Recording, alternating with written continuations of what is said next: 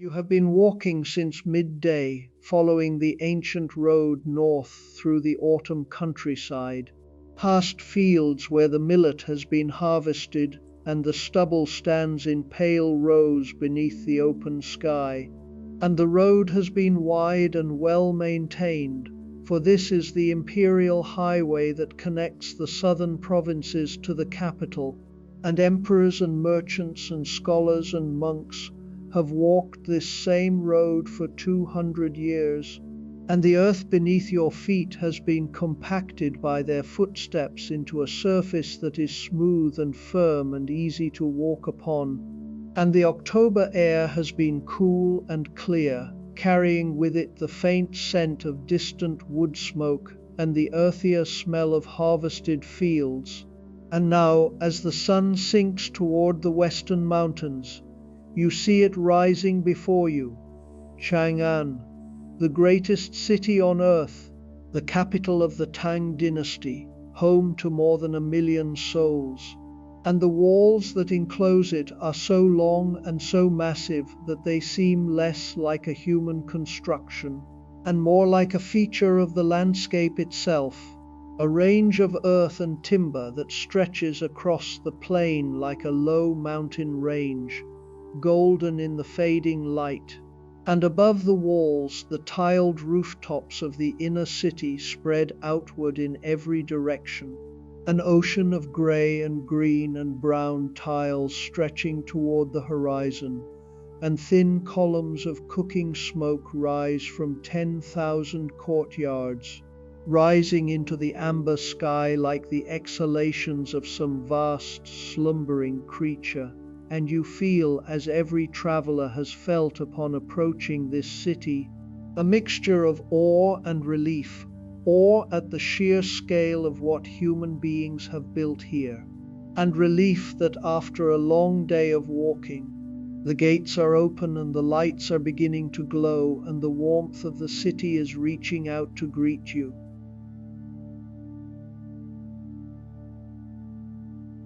You pass through the Mingda Gate as the last of the daylight turns the sky above the city walls, from amber to a deep and luminous indigo, and the gate itself is so enormous that you feel as though you are entering the mouth of something vast and ancient. The timber doors, each wide enough to admit a cart and 2 horses abreast, their surfaces studded with iron rivets that have been darkened by 2 centuries of weather, and the walls on either side of the gate are thick enough to walk upon, and indeed you can see the silhouettes of guards moving slowly along the rampart above, their forms dark against the fading sky, and the sound of the city reaches you here at the threshold in a single great wave. Not the sound of any individual voice or instrument, but the combined murmur of 1 million people going about their evening routines, the distant clatter of pots,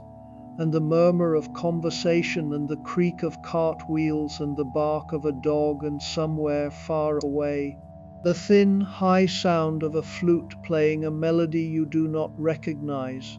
And all of these sounds blend together into a continuous and enveloping hum that is neither pleasant nor unpleasant, but simply present, the way the sound of the ocean is present at the shore. And this hum, this vast background resonance of human life, is the first thing that strikes every visitor to Chang'an, for no other city on earth produces a sound quite like it. A sound that speaks of scale and density and the sheer accumulated weight of human existence concentrated within these walls.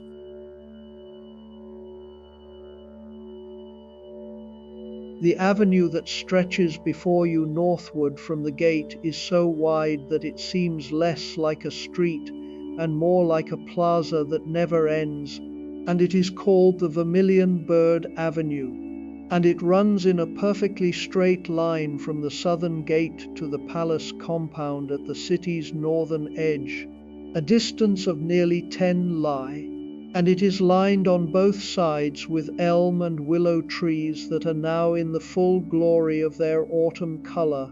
their leaves turned to shades of gold and amber and deep russet that glow in the last of the daylight like a double corridor of fire. And the trees are old and well established, their trunks thick and their canopies broad, and they were planted when the city was first laid out a century and a half ago, and they have grown with the city, their roots entwined with the roots of the city's history, and walking beneath them now, with the golden leaves drifting down around you in the still evening air, you feel the particular kind of peace that comes from being surrounded by living things that have witnessed generations of human life, and that will witness generations more. A peace that is rooted in the awareness that your own brief passage through this avenue is one thread in a very long and very beautiful tapestry, and that the trees do not distinguish between the emperors and the merchants and the monks who have walked beneath them, but offer their shade and their beauty equally to all.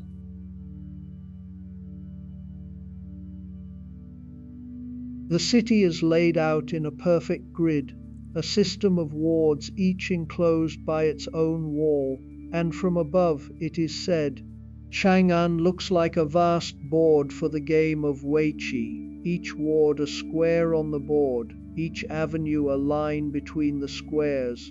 And the regularity of this layout is not merely aesthetic, but reflects a deep conviction about the relationship between order and beauty. For the Tang mind understood that human flourishing requires both freedom and structure, and that the structure of the city, its grid of walls and avenues and wards, provides the container within which the freedom of individual life can unfold in safety and in beauty. And walking along the avenue, you pass the entrances to one ward after another, each one marked by a gate in the enclosing wall, and through these gates you catch glimpses of the life within. Courtyards with fruit trees, the warm light of lanterns being lit, the sound of a child calling out, the scent of something cooking with ginger and soy, and each glimpse is like a small window into a world that is at once completely foreign and completely familiar. For the fundamental activities of human life, cooking and eating and resting and gathering with family, are the same in every era and every culture, and it is this sameness, this continuity of human experience across the centuries, that makes walking through an ancient city feel less like visiting a museum and more like returning to something you did not know you had lost. And the air is cool now, the warmth of the afternoon having given way to the sharp, clean chill of an October evening, and there is a smell in the air that you recognize as the smell of autumn in a northern city, a compound of wood smoke and fallen leaves, and the particular crispness that comes from air that has traveled down from the mountains and across the open plain. And this smell mingles with the richer, more complex smells that rise from the city itself, the smell of cooking oil and roasting tea and sandalwood incense, and the faintly animal smell of horses and camels from the caravans that are even now making their way toward the western market to settle in for the night. And the combination of these scents, the wild and the domestic, the sharp and the warm, creates an olfactory landscape that is as rich and as layered as any painting, and you breathe it in deeply, letting it fill your lungs. And with each breath you feel yourself arriving more fully in this place, shedding the dust of the road and the preoccupations of the journey and becoming present, simply present, in the greatest city the world has ever known.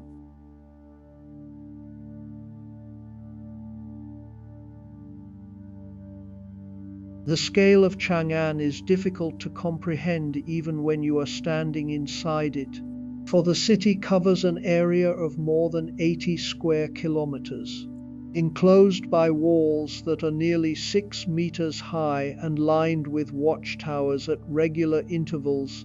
and within these walls live more than 1 million people, a figure that staggers the imagination, for no other city on earth can claim such a population, and the nearest rivals, Constantinople and Baghdad, are half this size or less. And the sheer density of human life within these walls means that every sense is constantly engaged, every moment saturated with sensation, and yet the grid of wards and the discipline of the curfew system prevent this density from becoming overwhelming, for the city has been designed to breathe, to have spaces of quiet and openness within its fabric, the wide avenues acting as corridors of air and light and sound, the ward walls providing privacy and enclosure, and the result is a city that feels at once vast and intimate, monumental and human,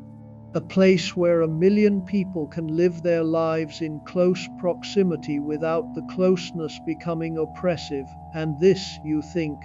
as the first lanterns begin to glow along the avenue and the sky above the tiled rooftops deepens toward its first true darkness. This is perhaps the greatest achievement of Chang'an, not its size or its wealth or its power, but its capacity to contain so much life with so much grace.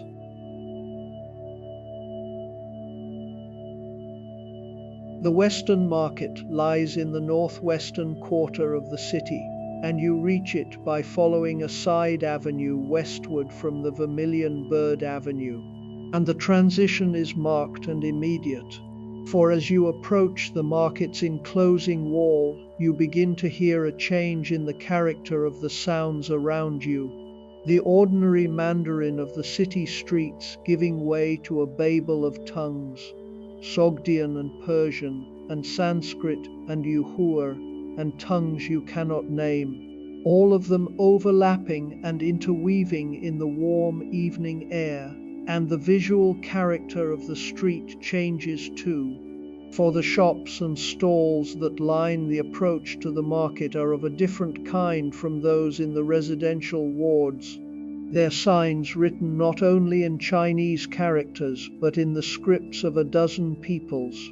and their wares are displayed in ways that are designed to catch the eye of a passerby from any land. Bolts of silk in crimson and gold hung from wooden frames where they can catch the last of the daylight. Jade ornaments arranged on dark cloth where their translucence can be admired. Glass vessels from the Roman Empire, set out on shelves where the light can play through their surfaces. And the effect is of entering a bazaar that belongs not to any single city or culture, but to the world itself, a marketplace where the goods of every civilization that touches the Silk Road are gathered together in a single enclosure, and the sheer variety of what is on offer is staggering, for here you can buy silk from the workshops of the capital itself, jade from the mountains of Khotan, lapis lazuli from Afghanistan, glass from the furnaces of Syria, aromatics from India, carpets from Persia, goldwork from Sogdia,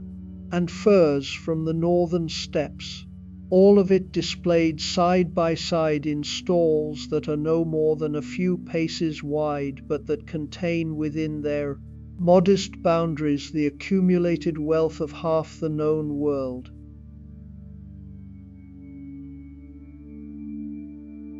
A Sogdian trader is rolling up a bolt of crimson silk at the edge of his stall, his movements practiced and unhurried, the fabric catching the light from the paper lantern he has just hung beside his display, and the silk is so fine and so deeply colored that it seems to glow from within, as though the crimson light were not reflected from its surface but generated by the silk itself. and the trader handles it with the ease of long familiarity. For the Sogdians of Central Asia are the great middlemen of the Silk Road, and they have been carrying goods between East and West for generations, and their understanding of silk is profound, for they know not only its value but its qualities, its weight and its drape, and the way it catches and holds the light. And watching the trader fold the silk with such care, you understand that for him this bolt of fabric is not merely a commodity but a kind of poetry, a thing of beauty that deserves to be treated with reverence. And this attitude, this fusion of commerce and aesthetics, is one of the defining qualities of the Silk Road. For the people who travel its length do not merely transport goods but carry with them the values and the sensibilities of the cultures that produced those goods. And the result is that the Western market is not simply a place of exchange but a place of encounter, a place where the aesthetic traditions of a dozen civilizations meet and mingle and enrich one another. And this, you think, is perhaps the true treasure of Chang'an. Not the gold or the jade or the silk, but the meetings and the conversations and the exchanges of understanding that take place here every day, in a dozen languages, between peoples who might otherwise never have known of each other's existence.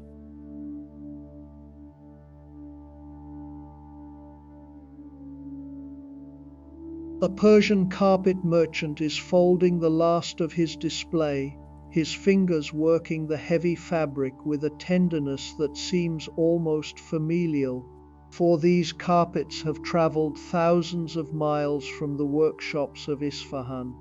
and they are, each one of them, the product of months of labor by skilled weavers who sat at their looms and tied each knot by hand. And the patterns on the carpets are intricate beyond description.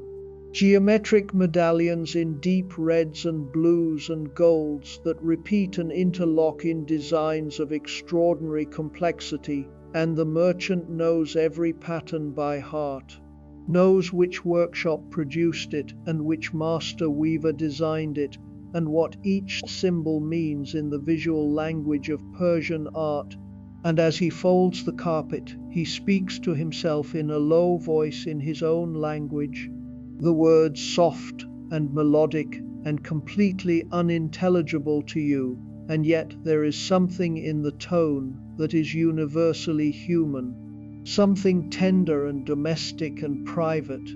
the sound of a man who is putting his house in order at the end of the day. And this small sound, this murmur in an unfamiliar tongue, is somehow one of the most intimate things you have heard all evening, for it reminds you that behind every stall and every transaction and every bolt of silk and every Persian carpet there is a human being with a home and a family and a private interior life that no market transaction can capture. And the market, for all its color and variety and sensory richness, is ultimately a collection of such private lives, briefly visible to one another in the warm light of the evening stalls.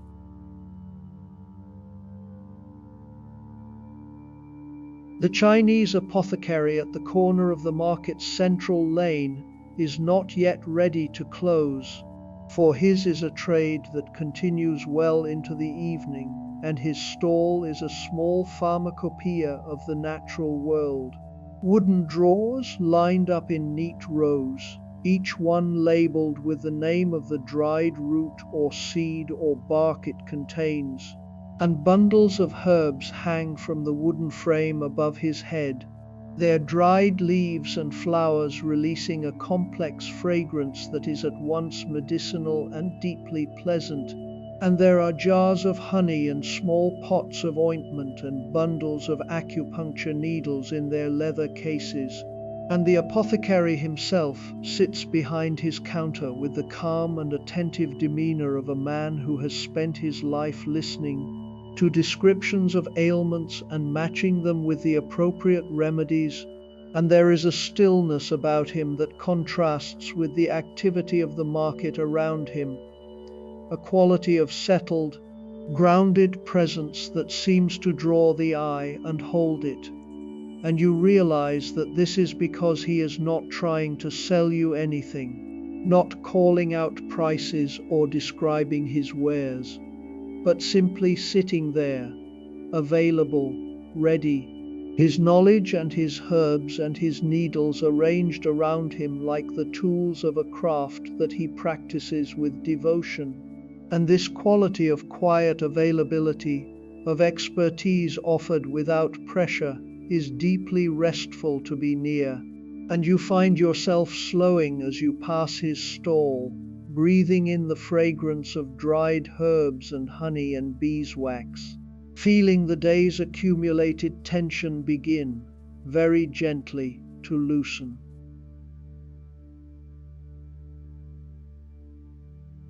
The first paper lanterns are being lit throughout the market now, and the transformation they bring is subtle but profound, for as the natural light fades and the lantern light takes its place, the quality of everything changes. The colors of the silk and the jade and the glass become warmer and deeper, the shadows between the stalls soften and lengthen, and the faces of the merchants, already half lost in the gathering dusk, dissolve entirely into pools of warm light and surrounding darkness, so that the market becomes less a place of commerce and more a place of atmosphere, a warm and glowing enclosure where the sounds of several languages mix and mingle in the lamplight like the notes of some vast improvised instrument, and the effect is hypnotic. For there is a quality to lantern light that no other illumination possesses, a softness and a warmth that seems to emanate not from the flame within the paper, but from the paper itself, as though the paper were not merely a container for the light, but a participant in its creation, transforming the sharp, clear flame into something gentler, more human, more suited to the hour, and walking among the lantern-lit stalls of the Western market as the evening deepens around you. You feel the market's energy shifting from the outward-directed activity of commerce to the inward-directed quietude of evening, and this shift, this gradual turning inward, is one of the oldest and most universal rhythms of human life. The rhythm that moves every community from the noise of the day to the stillness of the night.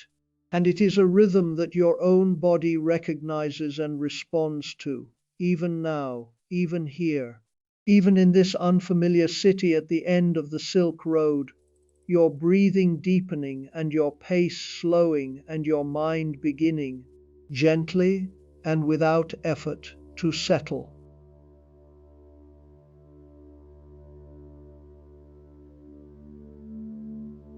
The Western market at this hour is a place of extraordinary olfactory richness, for the goods that have been carried here from every corner of the known world bring with them the scents of their places of origin,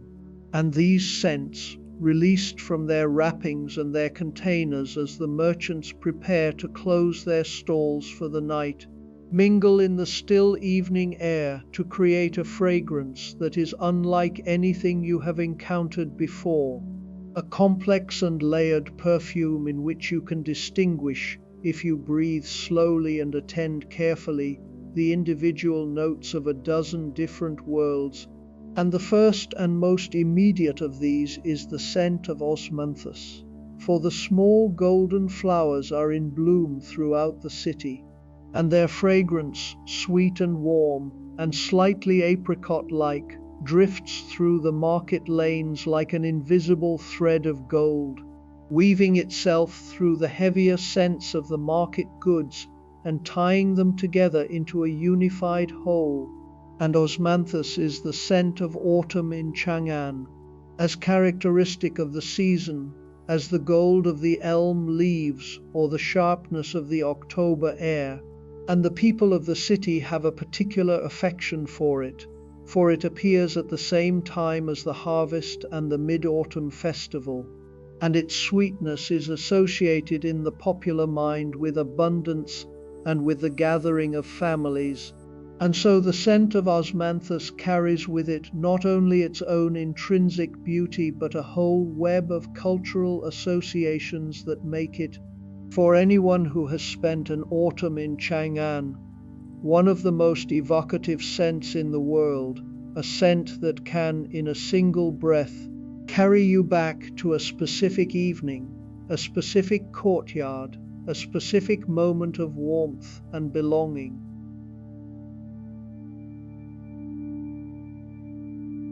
Beneath the osmanthus, deeper and more grounded, you detect the scent of sandalwood, and this comes from the stalls of the aromatic wood merchants, who sell logs and chips and carved objects made from several varieties of sandalwood, each with its own particular scent: the Indian sandalwood sweet and creamy, the Australian variety sharper and more resinous. And the sandalwood is used in Chang'an for incense and for carving and for the small scent burners that are found in every temple and every wealthy household. And the scent of it is warm and woody and deeply calming,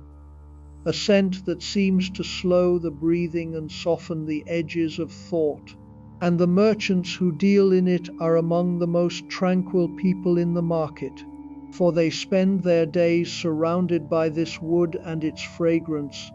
and the fragrance has, over time, become part of their temperament, infusing their manner with a calm and patient quality that is immediately noticeable and immediately reassuring. And one of them, an older man with grey hair and a long beard, is even now placing a small piece of sandalwood on a charcoal brazier at the back of his stall, and as the wood begins to smolder,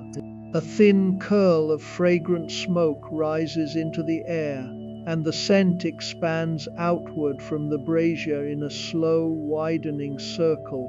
And as it reaches you, you feel your shoulders drop and your jaw unclench, and the small knot of tension that has been sitting in the center of your chest all day begin, very gently, to loosen and release.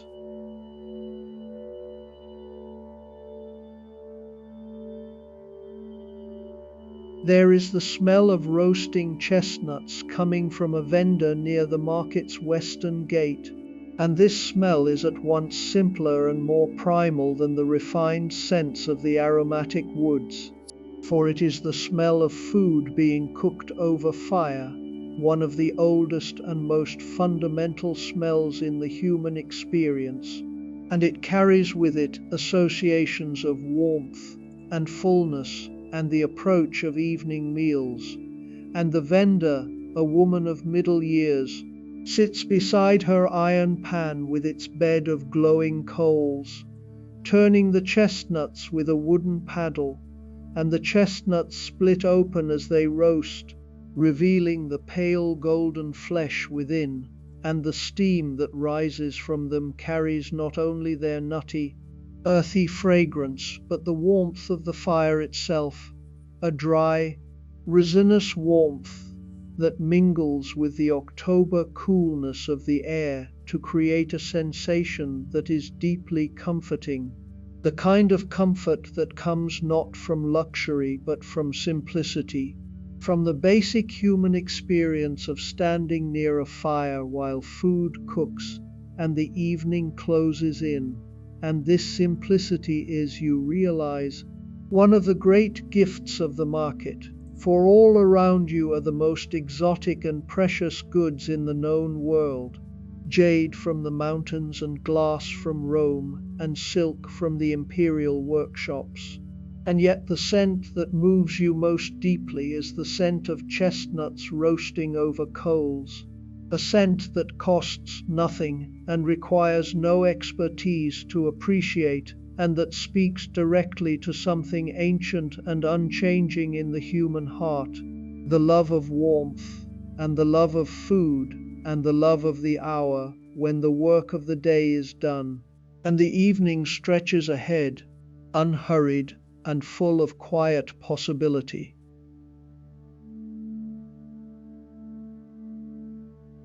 And there is saffron, the most precious of all the spices that pass through the Western market, sold in small quantities by weight, its threads like tiny strands of dried gold, each one harvested by hand from the crocus flowers of Persia and Kashmir. And the quantity of labor required to produce even a small amount of saffron is staggering, for it takes tens of thousands of crocus flowers to yield a single pound of the spice, and each flower must be picked by hand at dawn, before the sun can damage the delicate stigmas, and then the stigmas must be separated from the flower and dried with the utmost care. And all of this labor, all of this patience and precision, is contained in the small heap of golden threads that lies before you on the merchant's cloth. And the scent of saffron is subtle and complex, honeyed and slightly metallic, with a warmth that expands slowly in the nostrils and lingers long after you have moved on. And the merchant who sells it handles it with a reverence that borders on the ceremonial, using small brass scales to measure out the tiniest quantities, for saffron is worth more than its weight in gold, and a single pinch can flavor a dish for a family. And the knowledge of all the hands that have touched these threads, all the mornings spent bending over crocus flowers in distant fields, all the careful drying and sorting and bundling, gives the spice a dimension that transcends its culinary value. For saffron is not merely a flavor, but a story. The story of connection between distant peoples, the story of the Silk Road itself, compressed into a handful of golden threads. The glass from Rome catches the lantern light in a way that no other material in the market can match. For glass has a quality of translucence that is entirely different from the translucence of jade or the sheen of silk, a quality of inner light that seems to come not from the surface, but from within the material itself. And the Roman glass blowers who created these vessels mastered an art that no one in the East has yet been able to replicate with the same skill. And the vessels come in shapes that are at once elegant and practical: tall fluted bottles and shallow bowls and small lidded jars. And their colors range from a deep and luminous teal to a pale and ethereal amber. And they are displayed on dark cloth that allows their colors to show to best advantage, and the lantern light plays through their walls and across their surfaces, creating small pools of colored light on the cloth around them. And the effect is of captured sunlight, of a fragment of the Mediterranean held here in the lamplit market of Chang'an. And this, you think, is the essential miracle of the Silk Road, that a glass vessel blown in a workshop in Antioch or Alexandria can end up on a cloth in a market stall in the capital of the Tang Dynasty, carried across deserts and mountain ranges and through a dozen different cultures by merchants and camels and the patient, relentless momentum of trade, and that the light that shines through its walls tonight is the same light that shone through it in the Mediterranean, transformed by distance and time and context into something new, something that belongs now not to Rome or to Chang'an, but to the vast, interconnected world that the Silk Road has created.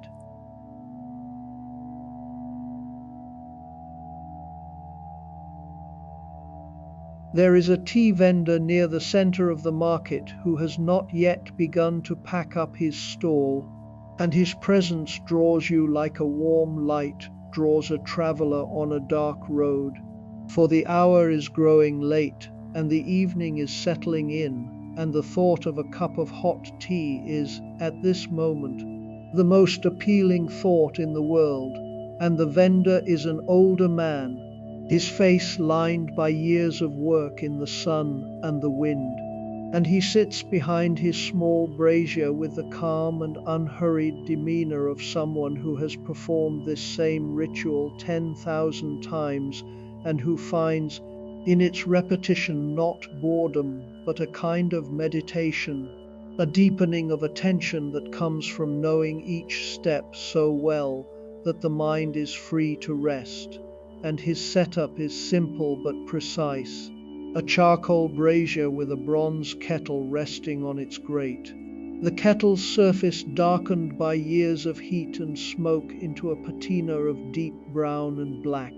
And a row of small ceramic cups arranged on a wooden tray, each one glazed in a pale celadon that glows in the lantern light. And beside the cups is a small clay jar of loose tea leaves, and the leaves are a muted green, slightly curled, and they carry a scent that is fresh and grassy and faintly sweet, the scent of spring captured and held through the months until it can be released again by the application of hot water.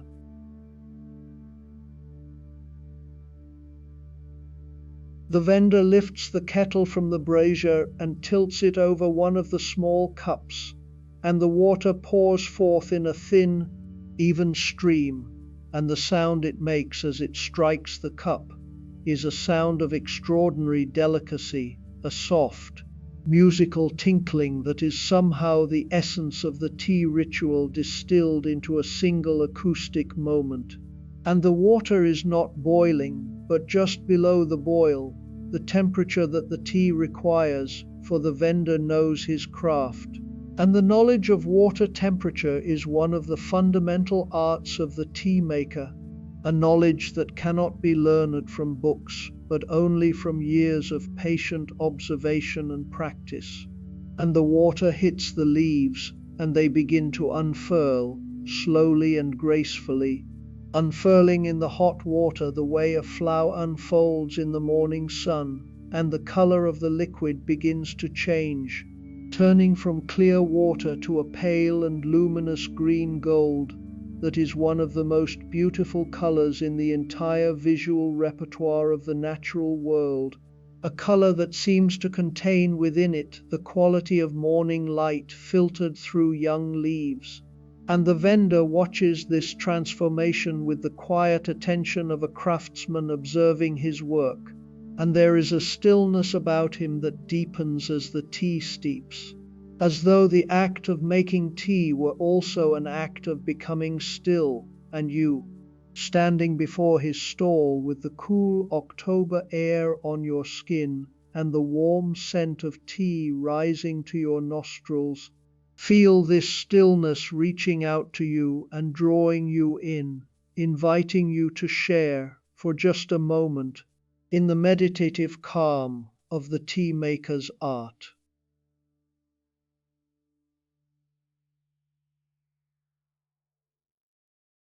The vendor hands you a cup, and the ceramic is warm in your hands, warmer than you expected, and the warmth spreads from your palms into your fingers, and then up through your wrists and into your forearms, a slow,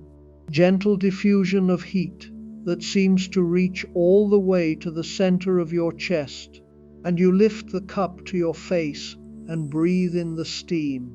and the aroma of the tea fills your sinuses and then your mind, and the aroma is complex and layered.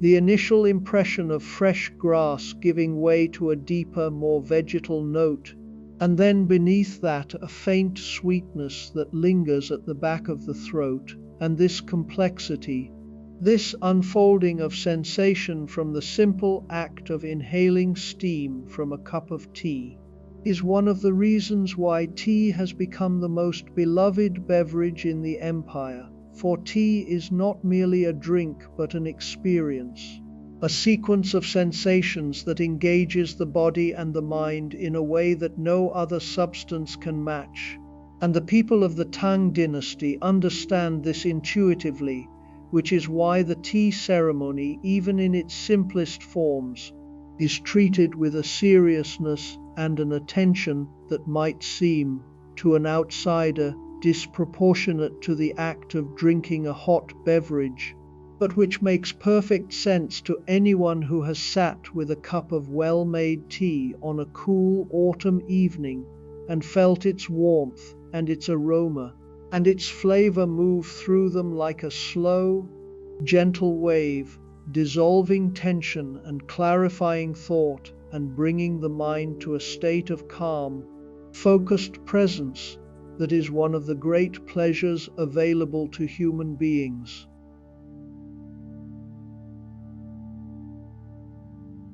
The first sip is warm and slightly bitter, and then, a moment later, sweet. And the sweetness arrives not on the tongue, but at the back of the throat, rising up from somewhere deep in the tea's essence. And this delay between the initial bitterness and the subsequent sweetness is one of tea's most subtle and most instructive qualities, for it teaches the palate, and through the palate the mind, that not everything of value is immediately apparent, that some pleasures require patience, that the first impression is not always the deepest or the truest, and this lesson, learned over 1,000 cups of tea, becomes a way of perceiving the world, a habitual willingness to wait, to allow experience to unfold, to trust that what begins with bitterness may end with sweetness. And as you stand in the lantern-lit market with the warm cup in your hands and the complex flavor of the tea moving across your tongue, you feel this lesson settling into you not as an idea but as a bodily sensation, a relaxation of the impulse toward immediate judgment, a softening of the need to categorize and conclude, and in its place a gentle, open readiness to receive whatever comes next, to let each moment reveal itself at its own pace, the way the tea reveals its sweetness in its own time.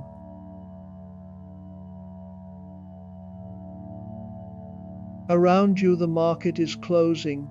the merchants drawing cloths over their displays and securing their goods for the night, and the sounds of this closing are gentle and rhythmic, the rustle of fabric being folded, the creak of wooden shutters being lowered,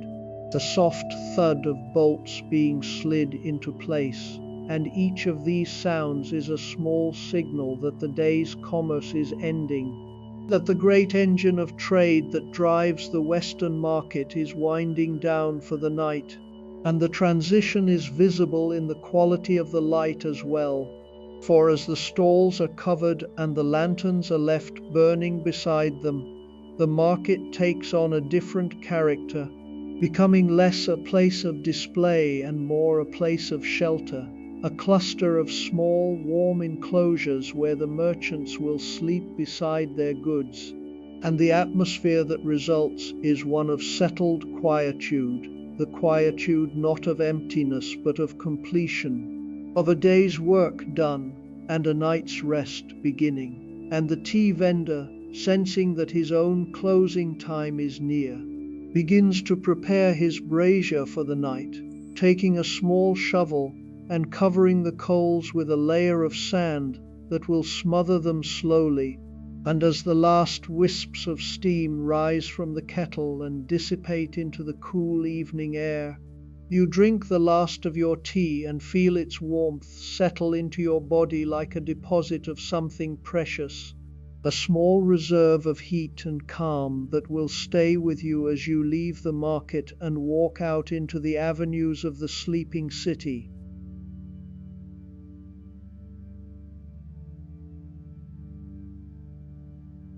You leave the Western market through its eastern gate and step back onto one of the city's great avenues. And the change in atmosphere is immediate and striking, for the market, with its lanterns and its languages and its dense concentration of goods and people, has a warmth and a closeness that is almost tactile. And the avenue, by contrast, is open and expansive and still, the kind of stillness that comes from great width and straight lines, and the presence of trees. And the elm trees that line this avenue are fully clothed in their autumn foliage, and in the light of the red paper lanterns that hang from wooden brackets at regular intervals, the leaves glow with a warmth that seems impossible, as though each leaf were a small lantern of its own, and the effect is of walking through a corridor of fire, not the fire of destruction, but the fire of autumn, the fire that comes every year to the deciduous trees of the northern world and transforms their canopies into the most spectacular display of color that the natural world produces. And the people of Chang'an, who have watched this transformation every October for 200 years, never tire of it. For the beauty of the autumn leaves is not a beauty that diminishes with repetition, but one that deepens, becoming more poignant and more precious with each passing year. For every autumn reminds those who witness it that beauty is cyclical and that loss and renewal are not opposites but aspects of a single, unending process.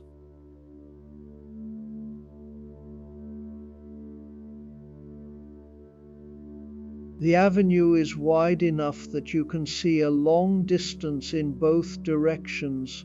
and the lanterns that line it create a double row of warm red light that stretches north and south until it is lost in the darkness. And between the lanterns, the darkness is deep and rich, a darkness that is not empty but full of the sounds and scents and textures of the city at night. And walking along this avenue, with the golden elm arching overhead, and the lanterns glowing beside you, and the cool October air moving gently against your face, you feel a sense of spaciousness that is both physical and psychological, a feeling that there is room here, room to breathe, and room to think, and room simply to be. And this spaciousness is one of the great gifts of Chang'an's design, for the planners of the city understood, with an intuition that was centuries ahead of its time, that human beings need not only shelter and security, but also openness and breadth, and that a city composed entirely of narrow lanes and enclosed courtyards would, however beautiful its individual components, become oppressive over time. And so they built these great avenues, these corridors of air and light and movement, and they planted them with trees, and the result is a city that breathes, that has within its dense urban fabric a system of lungs that keep the air fresh and the perspective wide and the spirit free. And walking along the avenue now, you feel this system working on you. The openness of the road and the height of the trees and the depth of the sky above combining to create a sensation of liberation that is deeply restorative, as though the city itself were exhaling, releasing the accumulated tensions of the day into the vast and patient darkness of the October sky.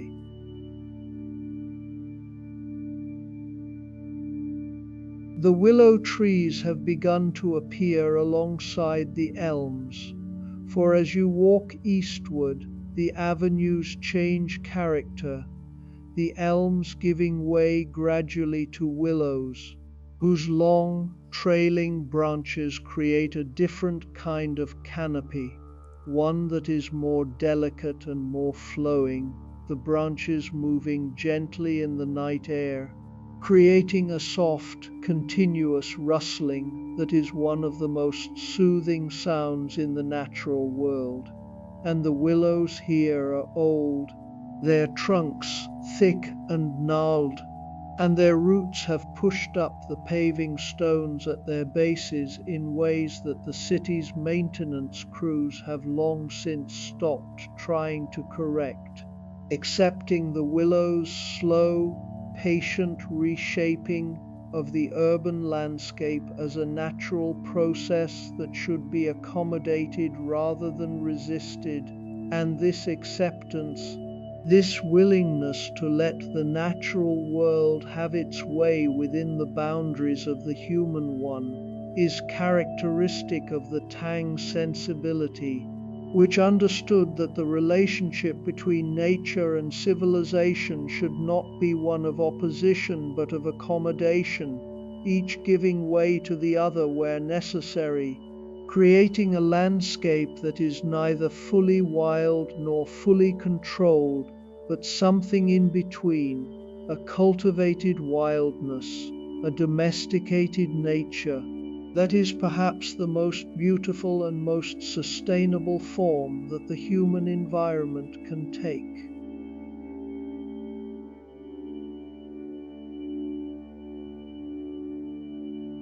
You pass a water channel that runs parallel to the avenue,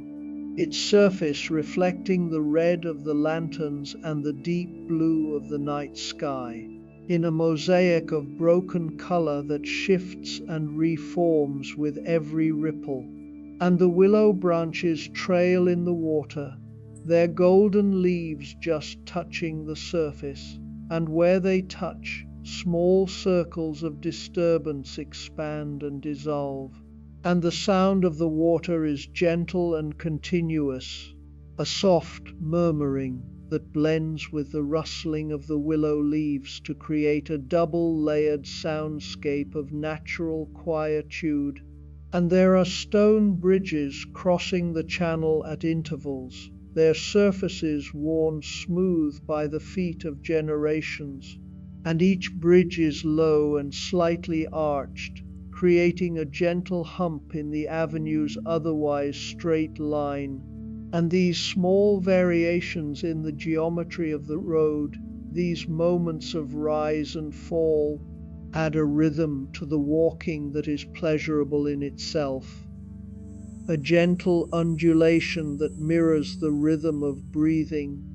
And as you walk, you find your steps synchronizing with this rhythm, your body finding its own natural pace. And the combination of the walking and the breathing and the soft sounds of water and leaves creates a state of calm, focused movement that is one of the most meditative experiences available to a human being. For walking, when it is unhurried, and when the surroundings are beautiful, and when the mind is allowed to wander freely, becomes a form of moving meditation, a way of being present in the body and in the world simultaneously. And this, you think, is why the people of Chang'an love their avenues, for the avenues are not merely roads, but paths of contemplation, designed to be walked at a pace that allows the mind to settle and the spirit to expand.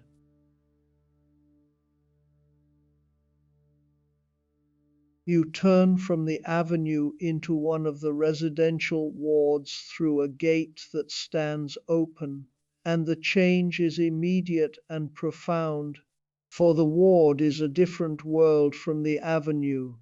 a world of enclosed spaces and private courtyards, and the sounds of domestic life. And the enclosing wall that surrounds the ward blocks the broad perspective of the avenue and replaces it with a series of intimate, human-scale spaces that unfold one after another as you walk the narrow lanes that wind between the courtyard houses. and each house is entered through a doorway that is screened by a wooden lattice. And through the lattice you can catch glimpses of the life within, the warm glow of lantern light, the sound of voices in conversation, the scent of cooking.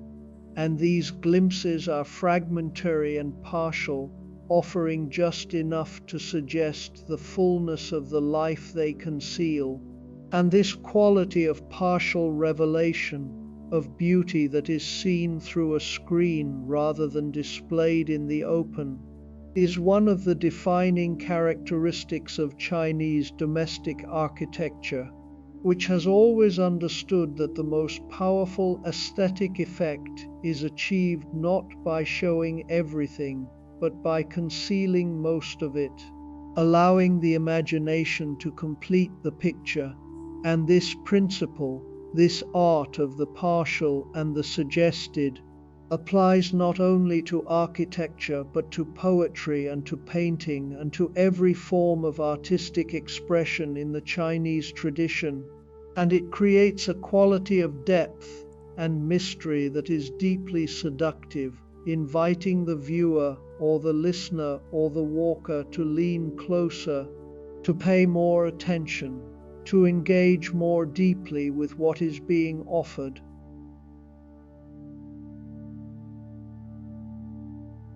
Through one of the lattice screens you see a courtyard where a meal is being prepared, and the cook is working over a charcoal brazier with a wok set upon it, and the wok is old and well seasoned, its surface blackened by years of use into a patina that is almost mirror-like, and the cook's hands move with a speed and a precision that speak of decades of practice, tossing the vegetables in the wok with a flick of the wrist, and the vegetables are bright green and gold, the green of bok choy and the gold of ginger, and the steam that rises from the wok carries a fragrance that is extraordinarily complex. The sharpness of the ginger and the sweetness of the cooking oil and the deeper, earthier notes of soy sauce and rice wine, and this fragrance, which is the fragrance of every Chinese kitchen in every era, reaches you through the lattice screen and mingles with the cool night air to create a sensation that is at once appetizing and deeply comforting. For the smell of a home-cooked meal is one of the most powerful triggers of contentment that the human mind knows. And it works not through the intellect but through some deeper, more primitive system of association, connecting you immediately to every meal you have ever eaten in a warm kitchen, every evening when the work of the day was done and the food was on the table, and the people you loved were gathered around it. And the cook, unaware of your observation, continues to work, adding ingredients to the wok in a sequence that has been practiced so many times it has become instinctive. And the wok hisses and sputters and sends up plumes of fragrant steam, and the kitchen fills with warmth and light and the deep, fundamental satisfaction of nourishment being prepared.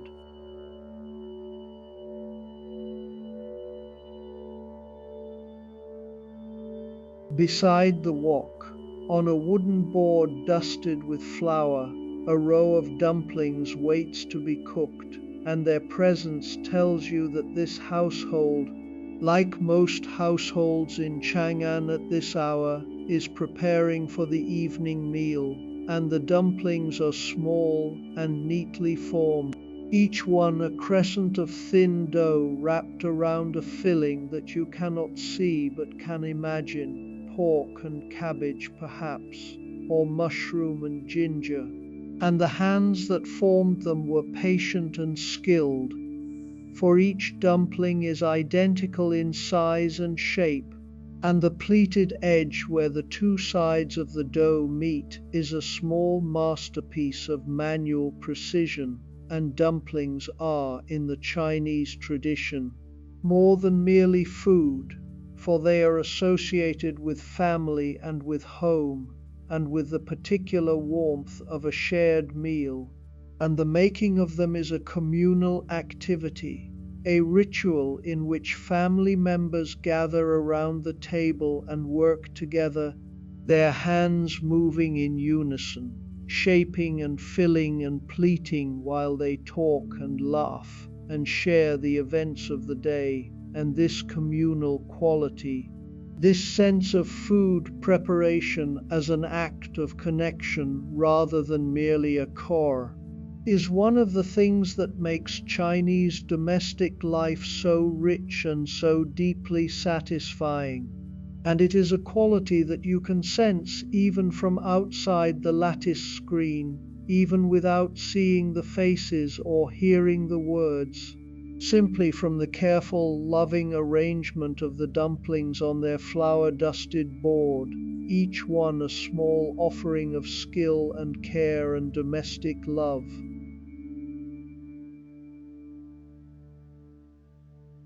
And from somewhere deeper within the ward, from a courtyard that you cannot see but can hear, comes the sound of a guqin being played. And the sound is so unexpected and so perfectly suited to the hour that it seems almost miraculous, as though the player had been waiting for precisely this moment to begin. And the guqin is the most revered of all Chinese musical instruments, a seven-stringed zither whose origins are so ancient they are lost in myth. And its sound is unlike that of any other instrument, for it is quiet,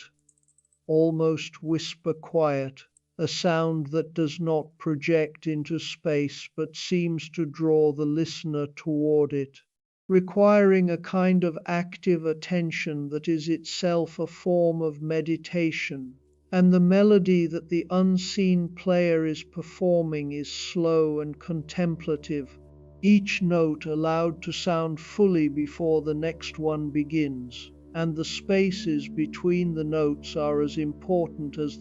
for in those spaces the silence resonates, carrying the fading vibration of the previous note forward like a held breath. And this quality of spaciousness,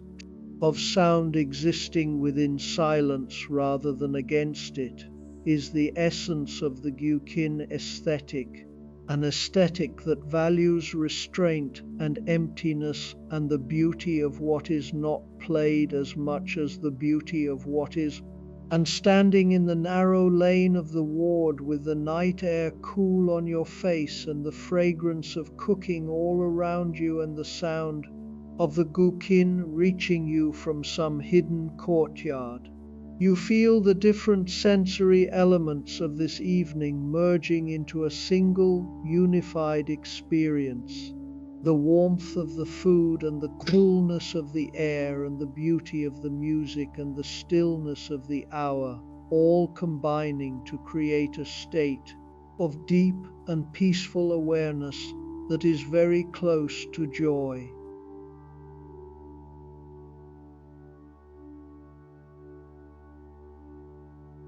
In one corner of a courtyard that you pass, partly hidden by a clump of bamboo, there is a small Buddhist shrine, and it is so modest and so quietly situated that you might have missed it entirely if the scent of incense had not drawn your attention. And the shrine is nothing more than a stone platform with a small statue of the Buddha seated upon it, the statue carved from a single piece of grey stone that has been weathered by years of rain and sun into a softness of surface that makes the figure seem almost alive. And the face of the Buddha is serene and half lit by the red paper lantern that hangs from the wooden overhang above, and the light falls on one side of the face, leaving the other side in shadow.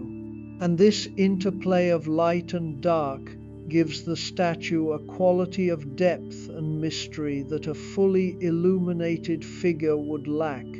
and the effect is of a presence that is at once immediate and remote, a presence that is here in this courtyard, in this moment, but that also partakes of something larger and older and more enduring, something that transcends the particular circumstances of time and place, and this quality of transcendence, of a presence that is both immanent and transcendent, is the essence of the Buddhist shrine, which serves not as a dwelling place for the divine, but as a point of contact between the human and the infinite, a threshold where the ordinary mind can, for a moment, touch something that lies beyond its ordinary reach.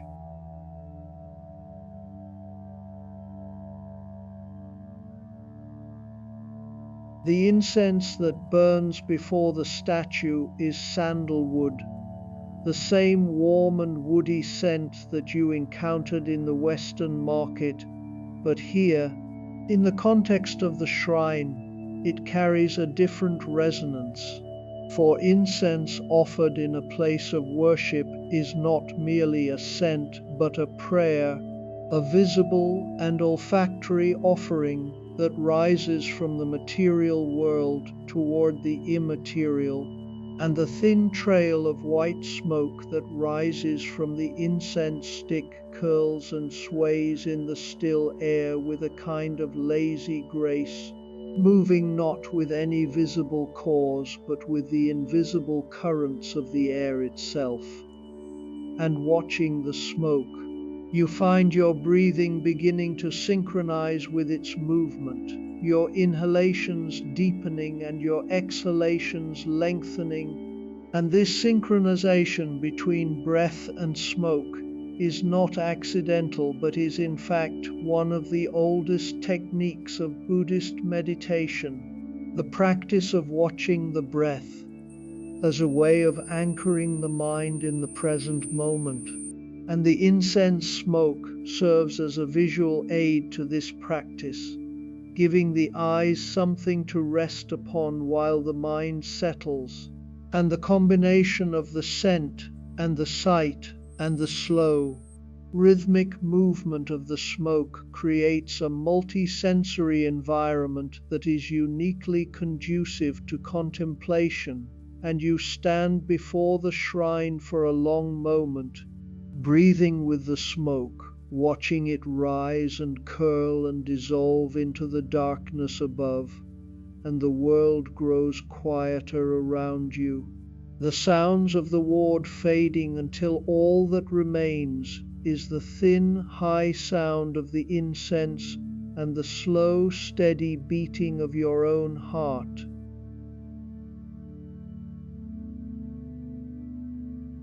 The altar before the Buddha statue holds a small offering of fruit, 2 persimmons and a pomegranate, arranged on a square of pale cloth, and the persimmons are a deep, burnished orange that glows in the lantern light, and the pomegranate is dark red, almost burgundy, and slightly split open, revealing the ruby seeds within. And these fruits are the produce of the autumn, and their presence on the altar connects the shrine to the season and to the cycles of the natural world from which all sustenance comes. And the act of offering fruit to the Buddha is one of the simplest and most ancient of Buddhist practices, and its simplicity is part of its power, for it requires no special knowledge or training, only the willingness to take something of value and place it before the statue with an open heart, and the fruit, having been offered, will later be eaten. And in this way the act of worship is connected to the act of nourishment, the sacred and the domestic flowing into one another without any sharp boundary between them. And this fluidity, this ease of movement between the spiritual and the everyday, is characteristic of the Chinese Buddhist tradition, which has never drawn the hard line between sacred and secular that some other traditions maintain, but has instead woven the two together into a seamless fabric in which every meal can be a meditation and every moment of quiet attention can be a form of prayer.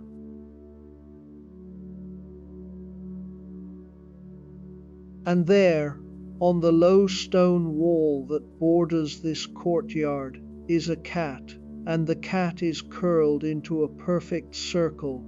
its tail wrapped around its paws, its fur a warm brown that blends with the color of the stone, and its eyes are half closed, and its breathing is slow and deep and visibly regular. The rise and fall of its small rib cage a gentle,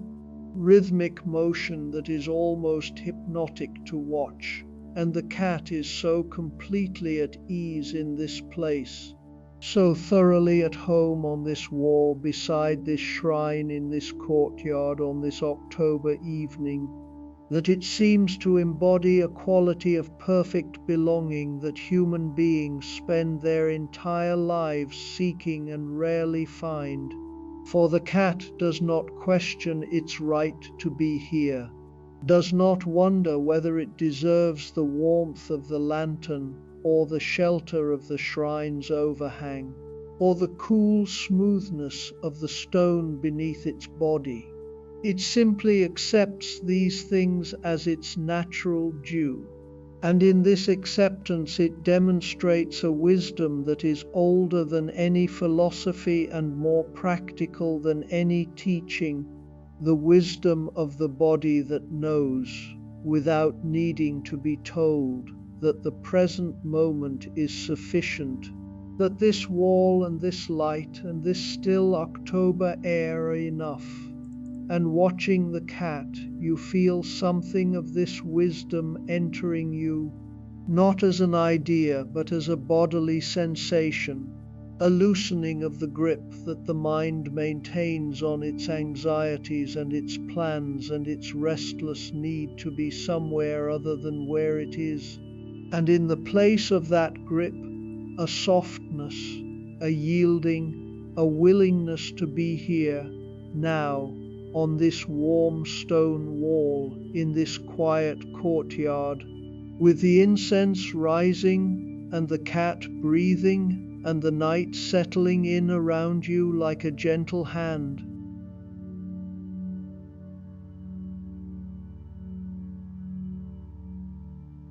The path to Kujang Pool leads you southeastward through the wards of the city, and as you walk, the character of the streets gradually changes,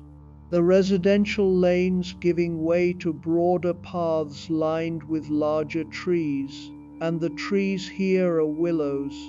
great weeping willows, whose branches sweep down to the ground in long trailing curtains of golden foliage, and the effect of walking beneath them is of moving through a series of golden rooms, each one defined by the arching canopy of a single tree, and the light from the paper lanterns that hang among the branches filters through the golden leaves to create a warm and dappled illumination that is extraordinarily beautiful. The kind of beauty that does not demand your attention but offers itself to anyone who is moving slowly enough to notice it. And the path is paved with flat stones that have been worn smooth by centuries of feet, and between the stones, moss has established itself in shades of deep green that provide a vivid contrast to the gold of the willow leaves, and the combination of gold and green set against the deepening blue of the evening sky creates a color harmony that is so perfectly balanced that it seems to have been designed by an artist of extraordinary sensitivity, but in fact it has been designed by no one. It is simply the product of autumn and willow trees and moss, and the particular quality of light that exists in this place at this hour.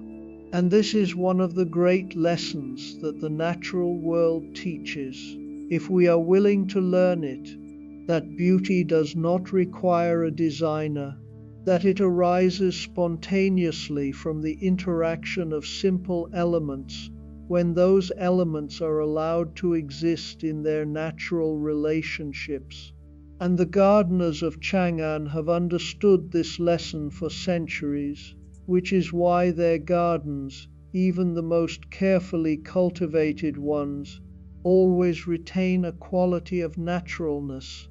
as though they had grown into their beauty rather than been imposed upon it.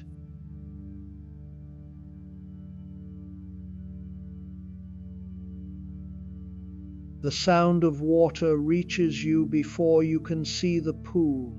a soft and continuous lapping that is barely audible above the rustle of the willow leaves. And it is a sound that carries with it an immediate sense of spaciousness, for water, more than any other element, creates the perception of openness and depth. And the path curves gently to the left, and then the pool is before you, and it is larger than you expected, a broad expanse of dark water stretching away to the south, its surface so still that it reflects the sky with a perfection that makes it difficult to tell where the water ends and the sky begins. And the effect is of standing at the edge of a window that opens not onto another landscape but onto the sky itself, as though the earth had been cut away here to reveal the heavens. And the willow trees that line the pool's edge lean out over the water,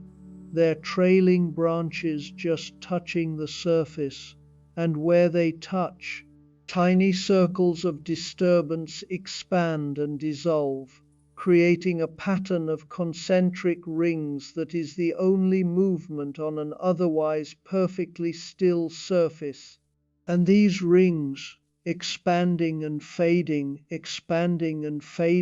give the pool a quality of gentle, continuous breathing, as though the water were alive and were drawing the air into itself and releasing it again in these small rhythmic pulses. And standing at the water's edge, with the willows arching overhead and the sky reflected at your feet, you feel the boundary between yourself and the landscape beginning to soften,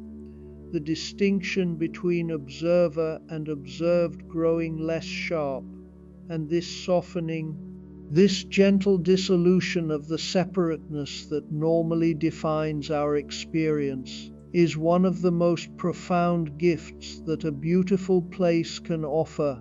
for it returns us, however briefly, to a state of unity with the world that we normally experience only in childhood or in dreams.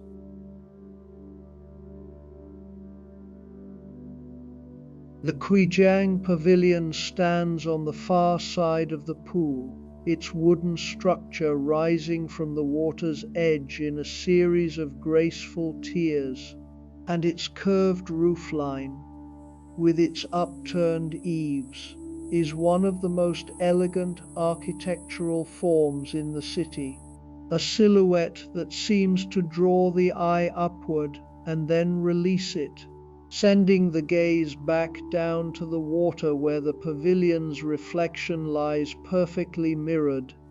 and the reflection doubles the pavilion's beauty, creating a symmetry that is both visual and conceptual. For the real pavilion and its reflection exist in a relationship that is not one of identity but of correspondence, each one complete in itself yet incomplete without the other, and this relationship, this dance between the real and the reflected, is one of the great themes of Chinese art and philosophy. which has always understood that reality is not a single, fixed thing but a relationship between what is and what appears to be, between substance and shadow, between the thing and its image, and the pavilion, standing beside its reflection on this still October night, embodies this understanding with a grace and a clarity that are deeply moving. And red paper lanterns glow along its eaves, their warm light reflected in the water below, creating a double row of amber points that stretches from the pavilion to the far shore and back again. And the effect is of a bridge of light connecting the pavilion to its own reflection, a luminous pathway that exists only in the play of light on water, and that will vanish when the wind picks up or the clouds cover the moon. And this transience, this knowledge that the beauty you are seeing is fleeting and contingent, does not diminish it but makes it more precious, for it is the fragility of the moment that gives it its intensity, the way a flower's beauty is intensified by the knowledge that it will soon fade.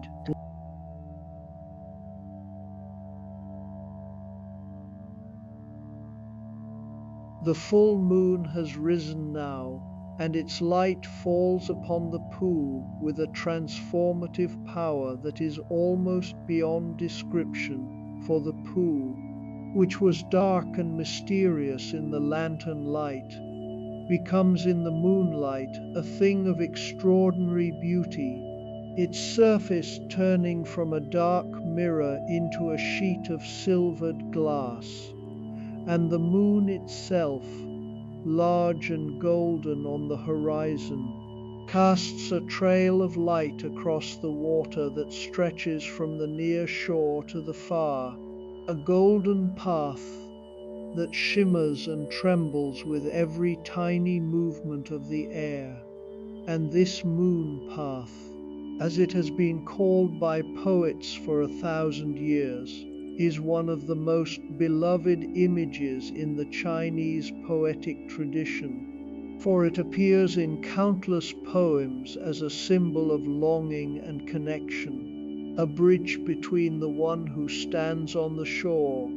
and the one who stands on the far side, a luminous pathway that can be seen but never walked upon. And standing here now, watching the moonlight transform the pool into a vision of silver and gold, you understand why the poets have returned to this image again and again across the centuries. For the moon path speaks to something deep and universal in the human heart, the desire for connection, the awareness of distance, the bittersweet beauty of a light that guides but does not lead, that illuminates but does not reveal, that promises but does not fulfill. And this quality of promise without fulfillment, of beauty that points towards something beyond itself, is the essence of the poetic, the quality that distinguishes a poem from a statement and a moonlit pool from a pond.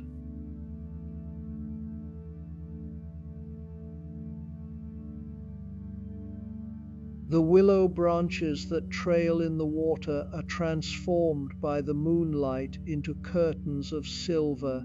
their golden leaves now pale and luminous. And where the leaves touch the water, the ripples they create catch the moonlight and turn it into small, scattered diamonds of light that expand and fade and expand again. And the effect is of a conversation between the willow and the moon, the branches reaching down to touch the water, and the water reaching up to touch the sky, and the moonlight mediating between them, translating their gestures into a language of light and shadow that is older than words and more expressive than any speech. and the sound of the nightingale reaches you from somewhere among the willows, a sound that is so perfectly suited to this moment that it seems to have been composed for it. For the nightingale's song is a liquid and looping melody that rises and falls and rises again, each phrase slightly different from the last, yet all of them sharing a quality of melancholy beauty that is the very soul of the autumn night. And the Chinese poets have written of the nightingale more than of almost any other bird, for its song seems to give voice to the emotions that the poets themselves struggle to express: the longing, the tenderness, the awareness of impermanence, and the stubborn, beautiful persistence of beauty in the face of that impermanence. And listening to the nightingale now, with the moonlight on the water and the silver willows all around you, you feel the words of 1,000 poems dissolving into pure sensation, the meaning of the poems not lost but transcended, rising beyond language into the direct experience of beauty that the poems were always trying to describe.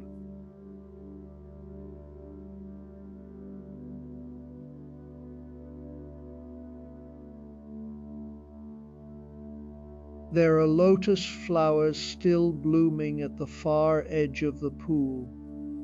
and they are the last of the season,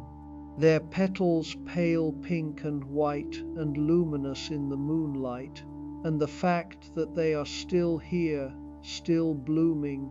in the face of the advancing autumn, gives them a poignancy that the summer lotus lacked, for the summer lotus bloomed in abundance, dozens of them, hundreds of them, covering the surface of the pool in a riot of pink and green, and their beauty was undeniable, but it was also easy to take for granted, surrounded as it was by so much other beauty. But these last few lotus flowers bloom in isolation, each one a small assertion of life and beauty in a season that is turning toward dormancy and cold, and their petals, so delicate that the moonlight seems to pass through them, are illuminated from within as well as without, giving them a quality of inner radiance that is deeply moving. And around them the broad leaves of the lotus plants are beginning to turn, their green deepening toward gold and bronze. And the combination of the still pink flowers and the goldening leaves creates a color harmony that is the very essence of autumn, the meeting of what is fading and what is still alive. And standing at the water's edge, gazing at these last lotus flowers, you feel a tenderness toward them that is out of all proportion to their size or their botanical significance, for they are not merely flowers but symbols, symbols of persistence and grace and the quiet courage of blooming when the world is preparing for winter. And this symbolism is not imposed upon them by the mind, but arises spontaneously from their presence, from the simple, undeniable fact of their beauty in the face of the season's decline.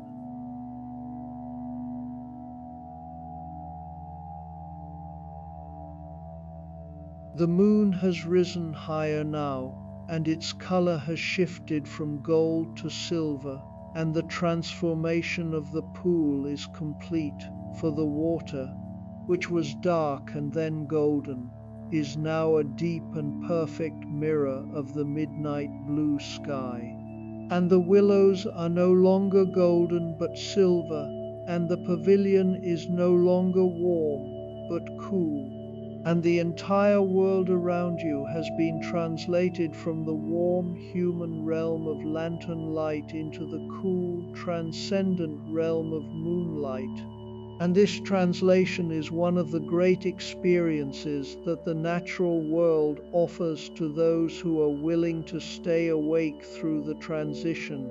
For the hour when the moon rises and the last of the daylight fades is an hour of profound metamorphosis,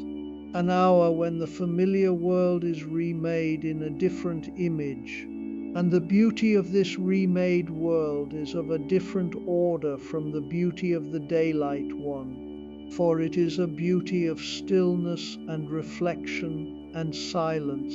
a beauty that does not invite action but contemplation, that does not stimulate the senses but calms them, that does not fill the mind with thoughts but empties it of them. And standing at the edge of the moonlit pool, with the nightingale's song fading into silence and the last ripples on the water smoothing into glass, you feel the world around you becoming quieter and quieter,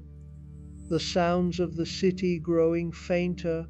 the sounds of the natural world growing more distinct, the wind in the willows, and the lapping of the water, and the distant, almost inaudible hooting of an owl, and these sounds, so small and so delicate, seem to come from a great distance, as though the world had expanded around you while you stood still, growing larger and quieter and more beautiful with each passing minute.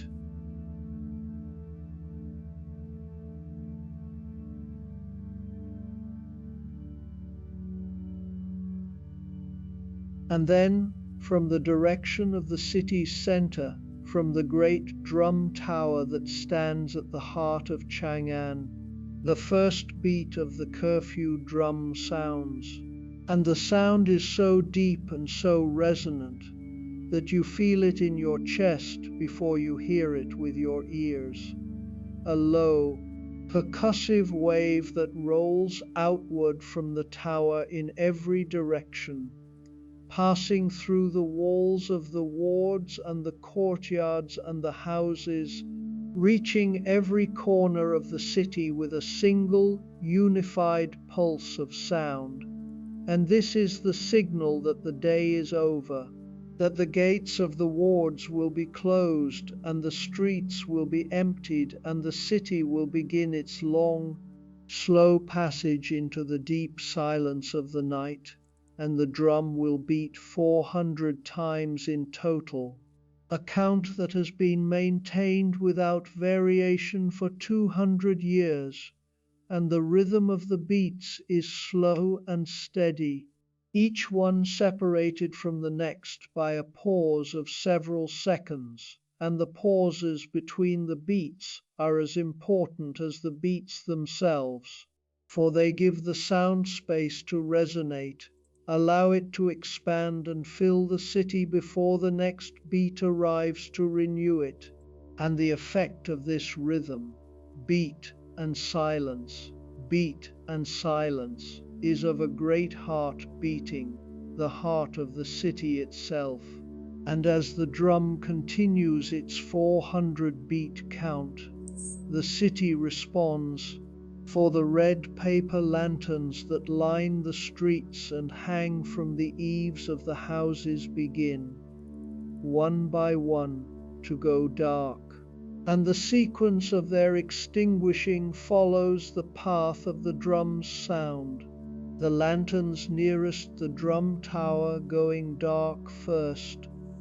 and the darkness then spreading outward in a widening circle, like a tide of stillness flowing outward from the city's center, and each lantern, as it goes dark, leaves behind a small wisp of smoke that curls upward into the moonlit air and then dissipates, and the smell of the extinguished wicks, that faint, familiar scent of cooled candle wax, drifts through the streets, mingling with the autumn air and the last traces of the evening's incense and cooking, and the combined fragrance is the smell of a day ending, the olfactory signature of the transition from waking life to sleep.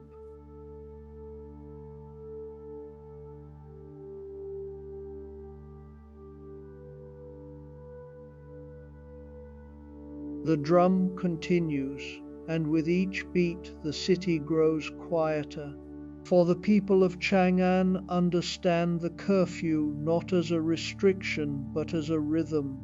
a natural part of the day's cycle that separates the hours of activity from the hours of rest, and they have organized their lives around it so completely that the sound of the drum produces in them not anxiety but a sense of relief, a collective release of the tension that has been building since dawn. And as the lanterns go dark and the wards close their gates, a great and almost palpable stillness settles over the city, the stillness not of emptiness but of completion, of a million people simultaneously turning inward, turning away from the external world of commerce and conversation, and turning toward the internal world of rest and dreams. And this turning inward is not a withdrawal but a return to the self and to the family and to the quiet, private spaces where the real work of living takes place, the work of digestion and healing and dreaming, the work that the body does while the mind sleeps, and the drum with its deep and steady pulse seems to encourage this turning, its rhythm synchronizing with the rhythm of the heart and the rhythm of the breath, so that by the time the 400th beat sounds and falls silent, the city's heartbeat has slowed and its breathing has deepened, and its mind has begun to release the grip it has held on the events of the day.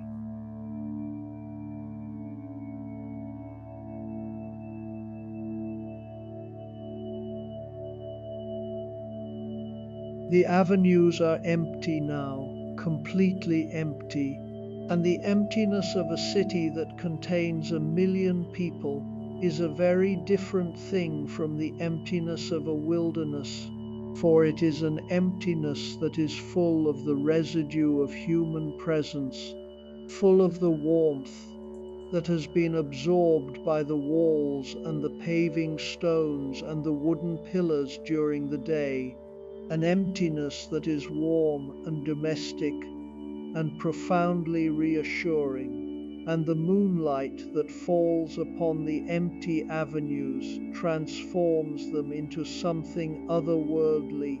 for the elm trees cast long, pale shadows on the packed earth, and the ward walls rise on either side like the walls of a canyon, and the tiled rooftops beyond the walls stretch away in every direction, silvered by the moon, and the overall effect is of a city that has been translated into a different medium, stripped of its daytime functions and revealed in its pure architectural essence. And this essence, this bare geometry of walls and roofs and avenues, is extraordinarily beautiful, for the designers of Chang'an understood proportion and rhythm, and the relationship between solid and void with an intuitive mastery that rivals anything produced by the architects of any other civilization. And in the moonlight, with all the noise and color and activity stripped away, this mastery is fully visible, the city revealed not as a collection of buildings but as a single, vast composition in stone and earth and timber, a composition that is at once monumental and intimate, ordered and organic, and as you walk through the empty avenues, your footsteps the only sound, you feel as though you are walking through a dream of a city that has been purified by the moonlight, and the silence into its most essential form.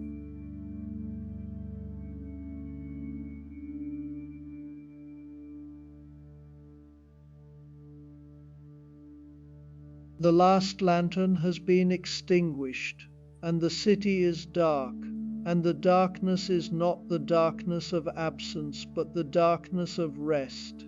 a warm, enveloping darkness that holds the city the way a blanket holds a sleeping child, and the tiled rooftops stretch away in every direction,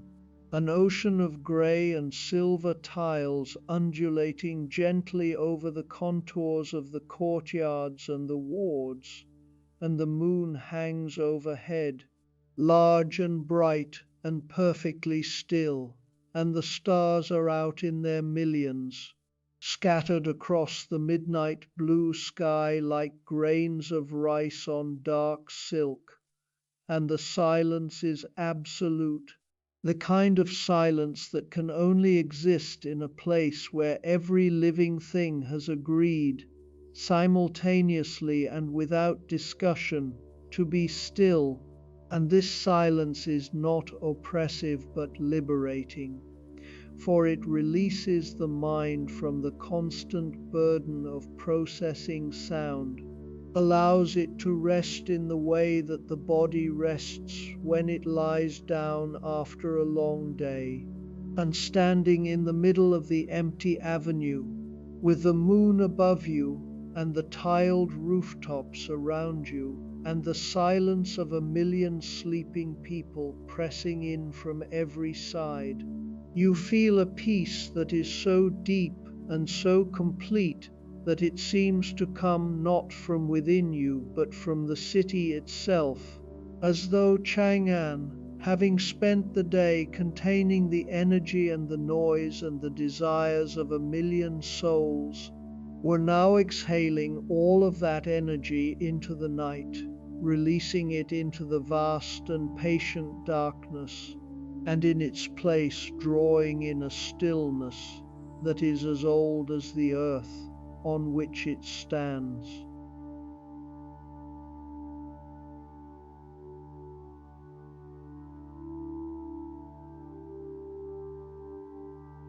The city is asleep now, and its sleep is vast and deep and complete, and there is a particular quality to the sleep of a great city that is unlike anything else in the human experience, for it is a sleep that contains within it the sleep of a million individuals, each one lying in their own bed, in their own courtyard, in their own ward, and yet all of them sleeping simultaneously, their breathing synchronized not by any conscious agreement, but by the simple, shared rhythm of the night, and this shared rhythm creates a resonance, a deep, subsonic hum of collective rest that rises from the city like a warm mist, and you can feel it even now, standing in the empty avenue, a vibration in the air that is too deep to hear, but not too deep to feel. And it is the sound of a million bodies at rest, a million minds released from the tyranny of wakefulness, a million hearts beating their slow, sleeping rhythm. And the effect of this collective stillness is to make the night feel not empty but full, full of a presence that is not individual but communal, not visible but palpable. And this presence, this vast, sleeping presence, holds you the way the earth holds the trees, the way the ocean holds the tide, with a patience and a strength that are beyond anything the waking mind can comprehend.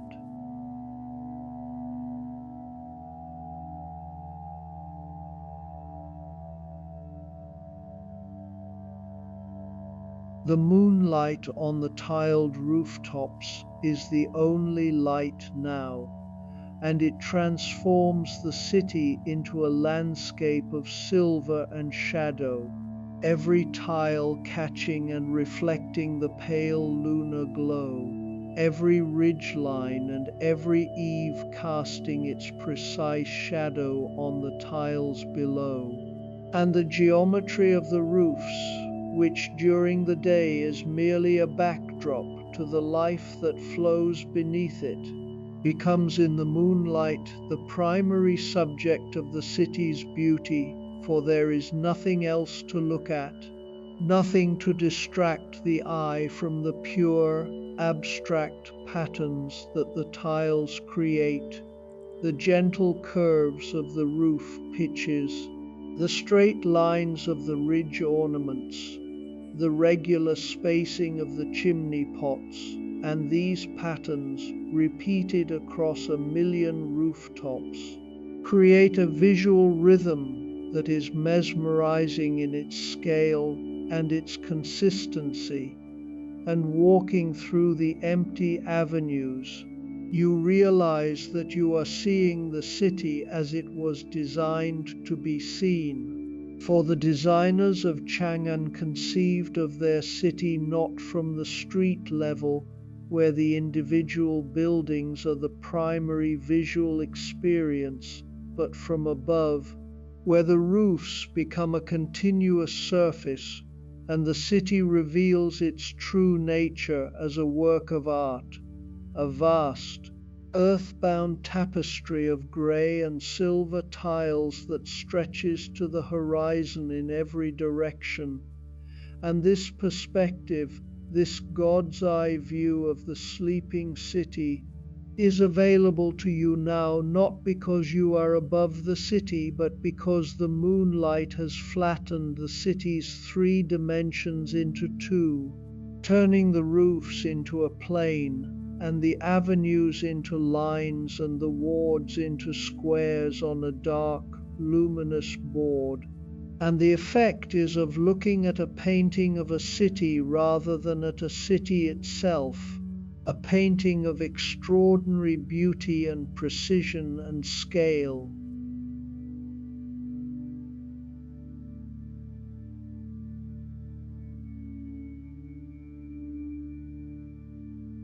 Let this night hold you. Let the stillness of a million sleepers become your stillness. Let the moonlight on the tiles become your light. Let the cool October air become your breath.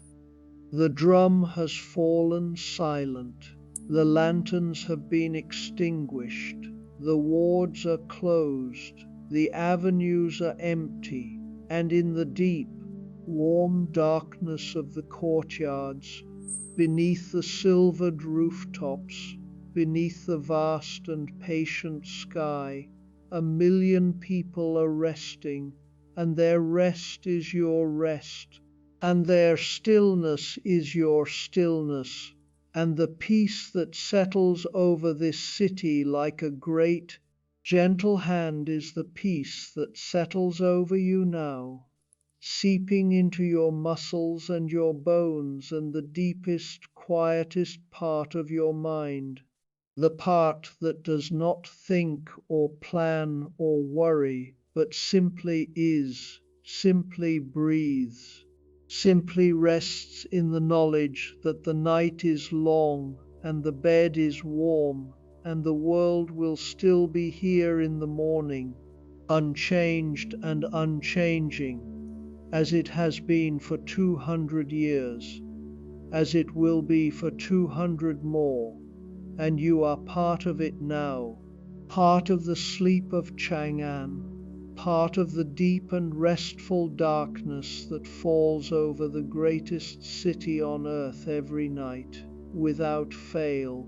without exception, a darkness that is not the absence of light but the presence of rest, a darkness that welcomes you and holds you and carries you gently down into the soft, warm depths of sleep.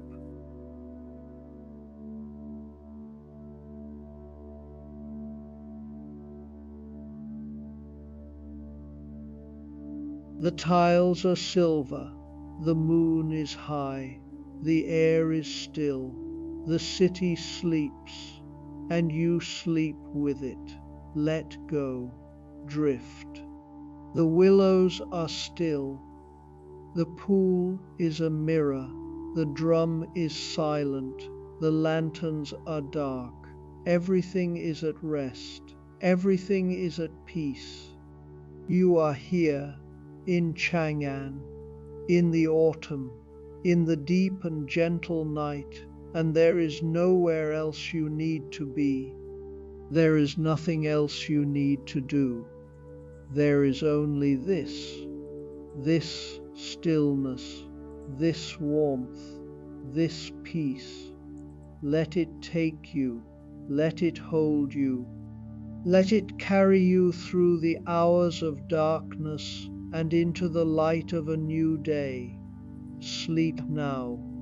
sleep deeply, sleep well.